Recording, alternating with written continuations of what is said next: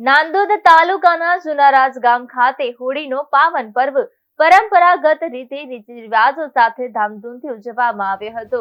ગામમાં કોટીન રાજા અને ભીલ રાજાના સમયથી ચાલી આવતી પરંપરા મુજબ ગામના મુખી દ્વારા હોળી માતાને વિધિવત પૂંજી અર્પણ કરી વધામણી કરવામાં આવી હતી. વર્ષો જૂની આ પરંપરાનું ગ્રામજનોએ શ્રદ્ધાભેર પાલન કર્યું હતું.